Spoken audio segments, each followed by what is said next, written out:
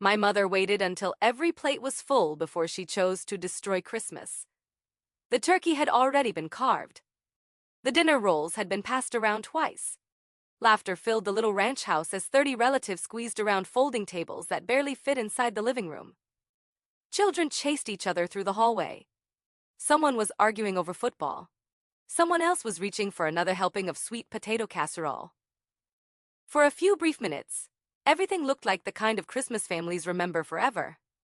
Then my mother stood up.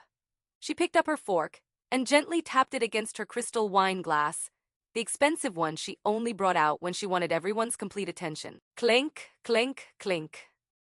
The conversations faded one by one.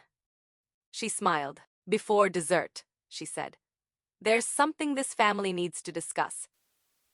I was sitting between my grandmother, June, and my cousin Derek, halfway through a bite of sweet potato casserole. I never finished it. Because what happened over the next few minutes changed my family forever. And what my father said immediately afterward hurt even more than my mother's ultimatum. "My name is Paige. I'm 33 years old. This is the story of the Christmas my own parents demanded that I pay $78,000 for my younger sister's wedding, or lose my family forever. It's also the story of the 122 phone calls they made after I refused. If you've ever been the person everyone depends on, the one who gets called whenever there's a problem, but somehow gets forgotten whenever there's joy. Stay with me, because this story isn't really about money. It's about what happens when a family mistakes your kindness for an obligation. And trust me, it only gets worse from here. To understand what happened that Christmas, you have to understand where I came from. I grew up in Sanford, North Carolina, a quiet town about 30 minutes south of Raleigh. Nothing extraordinary. Just tree-lined streets, old pickup trucks, neighbors who knew each other's business before breakfast, and the kind of place where everyone waved whether they liked you or not. Our house sat on Carthage Street. 1,400 square feet. One bathroom. A chain-link fence. A dogwood tree in the front yard that exploded into pink blossoms every spring. Almost like it was apologizing for how ordinary everything else looked. It wasn't much, but it was home. My father, Gene Owens, worked as a union plumber. Every morning he left before sunrise wearing steel-toe boots and carrying a dented lunchbox. Every evening he came home smelling like copper pipe, PVC glue, and hard work. He wasn't a talkative man. He believed providing for your family was something you did quietly. My mother, Vicky, worked the register at a fabric store downtown. She could identify almost any fabric by touching it for 3 seconds. Cotton, linen, velvet. She never got it wrong. It was an impressive talent. Unfortunately, it didn't come with an impressive paycheck. We weren't poor. There was always food. The heat stayed on. The used minivans somehow kept running. But there was never extra. No vacations. No expensive birthdays. No summer camps. No braces until I was 15. Because my parents couldn't afford the monthly payments before then. Everything required saving. Everything required sacrifice. Except one dream. My mother's. She repeated the same sentence so often that eventually it became part of the wallpaper of my childhood. One day, my daughters will have the wedding I never got. At first, I thought it was just something Mother said.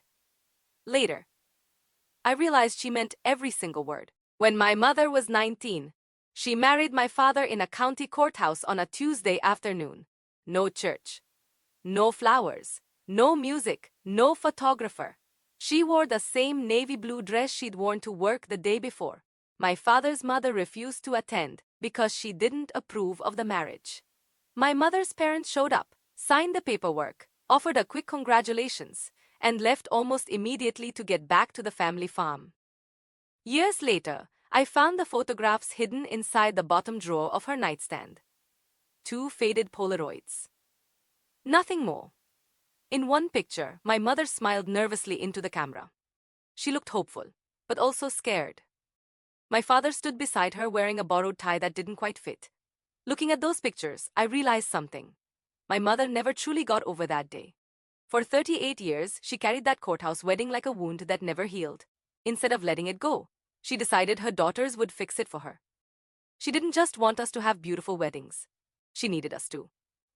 Because somewhere deep inside her heart, our happiness became proof that her own sacrifices had been worth something. That pressure followed us long before either of us ever got engaged. I became a nurse because of one afternoon that never left me. I was 16 when I watched paramedics save a little boy's life in the parking lot of a gas station. One moment he wasn't breathing. The next, strangers were fighting to bring him back. Watching them work with absolute focus changed something inside me. Driving home that day, I knew exactly what I wanted. I wanted to be the person people prayed would arrive in their worst moment. So I worked harder than anyone expected. I attended East Carolina University, worked overnight shifts at a gas station just to afford textbooks, graduated, passed my NCLEX, accepted a position in the ICU at WakeMed Hospital in Raleigh. The intensive care unit isn't like television. There aren't dramatic speeches. There aren't miracle recoveries every episode. There are alarms. Silence. Families holding hands. Doctors making impossible decisions. And nurses trying to hold broken people together while pretending they aren't breaking too. I loved every minute of it because every shift reminded me why I'd chosen this life. What I didn't realize was that, while I was learning to save strangers, my own family had quietly decided I existed to save them too.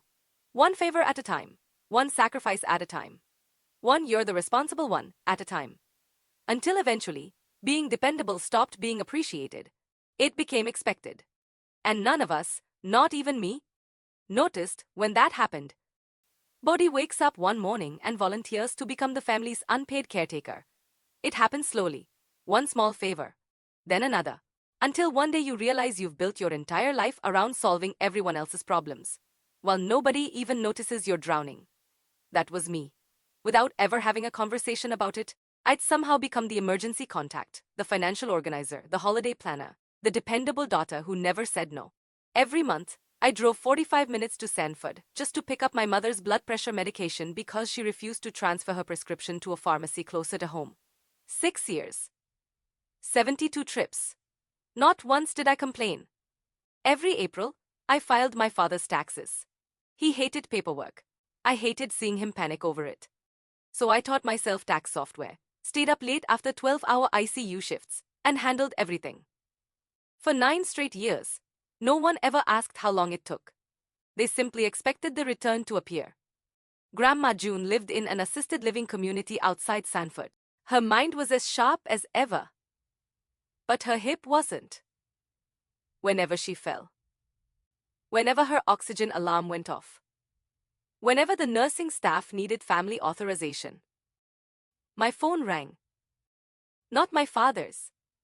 Not my mother's. Mine. 3 times in 1 year, I drove through the middle of the night, 45 minutes each way, because Grandma needed someone. And every single time, I went, because that's what family does.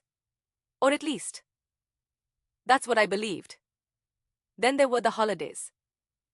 Thanksgiving, Christmas, Easter, birthdays, family reunions. If there was food to cook, gift tables needed arranging. I arranged them. If someone forgot ice, I bought it. If Grandma needed help getting inside, I was already there before anyone asked. Nobody officially gave me these responsibilities. They simply stopped asking who would do them. Because everyone already assumed the answer was Paige. That kind of life comes with invisible costs. I ended a 2-year relationship because my schedule always belonged to someone else. Marcus tried. He really did. But after enough cancelled dinners, enough birthdays spent inside the ICU, enough weekends driving to Sanford, instead of spending time together, he finally looked at me one night and quietly asked, "When exactly do I get to come first?" I didn't have an answer. Because the truth was, nobody ever came first. Not even me. A month later, he was gone. I told myself it was part of being a nurse. Part of choosing a demanding career. Looking back, that wasn't the whole truth. My career wasn't stealing my life. My family was. I just hadn't admitted it yet. At 33, I was single, financially responsible, debt conscious, independent, and completely exhausted. Not because of my job, because everyone else's life somehow kept becoming my responsibility. The strange part, I didn't resent helping. I loved my family. I simply believed that love naturally meant sacrifice. What I hadn't realized was that sacrifice without boundaries eventually becomes expectation, and expectation eventually becomes entitlement. My younger sister Brooke was 6 years younger than me. Where I planned everything, she floated through life effortlessly. She was beautiful in that easy, natural way that made strangers smile at her in grocery stores. She worked at a boutique in Raleigh, selling expensive candles, linen clothing, and home decor that somehow convinced people $40 was a reasonable price for scented wax. She loved it. She talked to Mom every single day. They watched reality TV together, went shopping together, spent Saturday afternoons wandering fabric stores discussing wedding magazines long before anyone was even engaged. They shared something I'd never really had with our mother: friendship. I wasn't jealous. I honestly wasn't. Our lives were simply different. Mine revolved around hospital monitors. Theirs revolved around brunch shopping trips and wedding Pinterest boards. Neither was wrong. Just different. Then Brooke met Tyler Brennan. Everything changed. Tyler was 29, quiet, respectful, the kind of man who listened more than he talked. He drove an expensive pickup truck that somehow never looked dirty. His family owned several successful car dealerships across central North Carolina. Old money, comfortable money, the kind that never needed to prove itself. His parents, Tom and Lorraine Brennan, welcomed Brooke immediately. Sunday dinners, family vacations, lake house weekends, holiday invitations. They treated her like she'd always belonged. Watching that made me genuinely happy, because Brooke deserved someone kind. The proposal happened on a hiking trail one Saturday afternoon. Tyler knelt beneath a canopy of autumn leaves. Brooke cried. Mom cried harder. At the engagement party, surrounded by laughter and champagne glasses, I looked across the room and caught my mother's expression. For just a second. She wasn't looking at Brooke. She wasn't looking at Tyler. She was staring at the engagement ring like she was seeing something she'd waited almost 40 years to touch. That's when I saw it. The shift. This had stopped being Brooke's wedding. Inside my mother's mind, it had quietly become hers, the wedding she never had. The dream she'd carried since she was 19. The chance to rewrite her own history through her daughter. At the time, I smiled and kept refilling everyone's drinks. I didn't understand what that look meant. I wish I had. Because everything that happened afterward began with that single moment. By late summer, wedding planning had become my mother's full-time job. She carried a thick 3-inch binder everywhere. Every page color-coded. Every tab labeled. Every decision already made. One Labor Day weekend, she proudly placed it in front of me. "Look," she said. "I've planned everything." I opened it. Venue, $28,000. Flowers, $12,000. Live band, $8,500. Designer wedding dress, over $6,000. Photography and videography, $9,000. Luxury catering, custom invitations, professional calligraphy, hotel blocks, transportation, hair and makeup, decorations, contingency fund. The final page stopped me cold. Total estimated cost $93,000. I looked up slowly. $93,000? Mom smiled proudly. Isn't it beautiful? Beautiful wasn't the word that came to mind. Impossible was. I knew exactly how much my parents had saved. About $15,000. Maybe a little more. Which left one terrifying question. Where is the other $78,000 supposed to come from? For just a moment, the room became strangely quiet. Mom closed the binder. Dad looked down at his coffee. Nobody answered. Nobody had to. Because although they never actually said my name, for the first time, I felt something I couldn't quite explain. Like everyone in the room already knew the answer. Except me, and somewhere deep inside. A quiet voice whispered something I wasn't ready to believe. I wasn't looking at a wedding budget. I was looking at an invoice with my name already written on it for weeks. I convinced myself I was imagining things.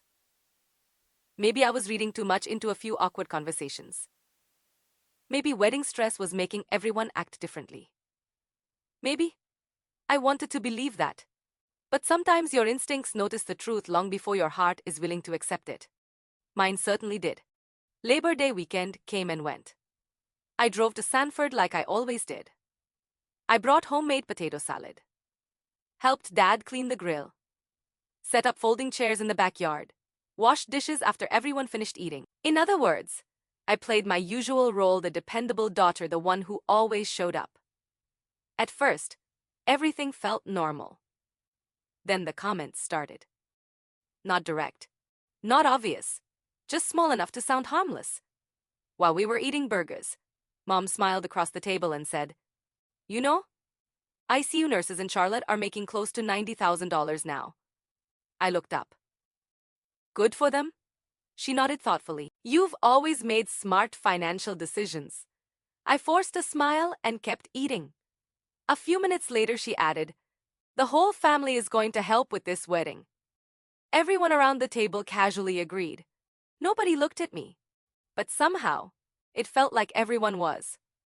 After dinner, I was standing at the sink washing dishes when Mom walked into the kitchen. She leaned against the counter with her arms folded.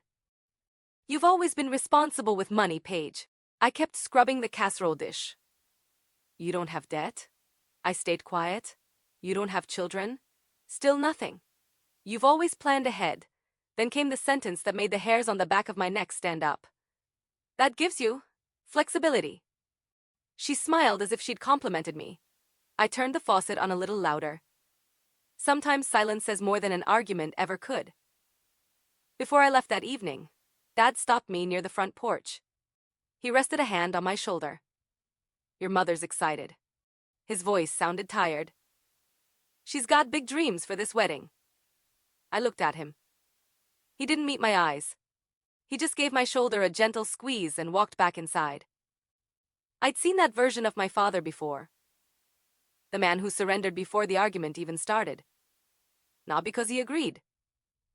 Because disagreeing cost too much. The drive back to Raleigh took 45 minutes. I spent the entire trip trying to convince myself. I was overthinking everything. Maybe Mom was simply excited. Maybe she wasn't hinting at anything, maybe. But every mile made that explanation feel weaker. By the time I reached my apartment, the knot in my stomach hadn't gone away. It had gotten tighter. Thanksgiving arrived 3 months later, like every year. The entire Owens family packed into my parents' house. Turkey, stuffing, pumpkin pie, football on television, children running through the hallway. Everything looked exactly the way it always had. Until Brooke asked everyone to gather around her laptop. She wanted to show us photos of the wedding venue. The restored barn outside Chapel Hill was beautiful. Warm wooden beams, fairy lights, stone fireplace, open fields. Everyone admired it. I smiled. It really is gorgeous. And I meant it. Because none of this was Brooke's fault. At least, not yet. Later that afternoon, while everyone else was watching football, Brooke found me alone in the kitchen. I was rinsing dishes. She leaned against the refrigerator with her arms crossed. "I need to tell you something." Something in her voice made me stop washing. I turned off the faucet. "Tyler's parents offered to pay for the wedding." I blinked. "They what?" "The whole thing." I felt relief wash over me.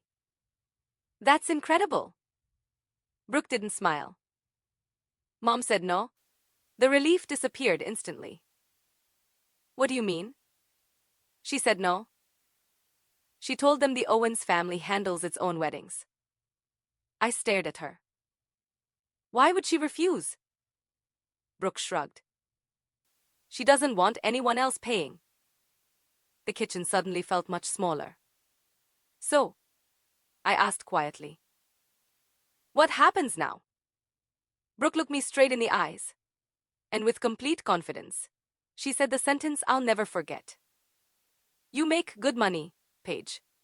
I didn't answer. "You don't have a husband." Silence. "You don't have kids." Still nothing. Then she smiled. "It's just math." just math. As if my entire life could be reduced to numbers on a spreadsheet. As if every night shift, every holiday I worked, every relationship I'd sacrificed, every lonely apartment dinner had simply created extra space in my checking account for someone else's dreams. She wasn't seeing me anymore. She was seeing my paycheck. I slowly placed the dish towel on the counter. Not slammed, not thrown. Just set it down, picked up my keys, walked past the living room where everyone was laughing at the football game. Nobody noticed me leaving. Nobody asked why. I quietly opened the front door, stepped outside, and drove back to Raleigh before dessert. I didn't say goodbye. For the first time in my life, I chose myself. Around 11 that night, my phone buzzed. A text from Brooke. "Don't be dramatic." I stared at it for several seconds, then locked my phone without replying. Because for the first time, I realized something painful. People only accuse you of being dramatic when they're uncomfortable that you finally stopped cooperating. December arrived like a hurricane. Flu season exploded inside the ICU. Staff shortages turned 12-hour shifts into 14. Patients filled every room. Families cried in hallways. Some nights we barely had time to sit down. Christmas Eve morning, we lost a patient just before sunrise. I walked out of the hospital emotionally numb. My scrubs smelled like antiseptic, exhaustion, and grief. On the drive home, Dad called. His voice sounded unusually careful. "Your mother wants everyone together for Christmas." I closed my eyes. 30 people. I know. It means a lot to her. I almost said no. Almost. Instead, I heard myself answer the way I always did. "I'll be there." Because saying yes had become second nature. Even when every instinct inside me was begging me not to. I spent my only days off buying Christmas gifts. A cashmere scarf for Mom. A quality DeWalt ratchet set for Dad. A pearl necklace for Brooke with a handwritten note that simply said, "For the bride." Homemade oatmeal raisin cookies for Grandma June. Wrapped every present myself. Cooked a 22-pound turkey. Prepared green bean casserole. Homemade cranberry sauce. 2 gallons of sweet tea. Loaded everything into my car. Drove 45 minutes to Sanford. Smiling the entire way. I honestly believed I was driving toward Christmas. I had no idea I was driving straight into an ambush the next afternoon. 30 relatives gathered around the dinner table. Everyone laughed. Everyone ate. Everyone complimented the turkey I'd spent 2 days preparing. I poured drinks. Refilled serving bowls. Helped Grandma June get comfortable. Exactly like every other holiday. Except this time, something felt different. Mom kept checking the clock. Dad barely touched his food. Brooke looked nervous. Tyler hardly spoke. The room felt heavy. Like everyone was waiting for something. I just didn't know. That something was me.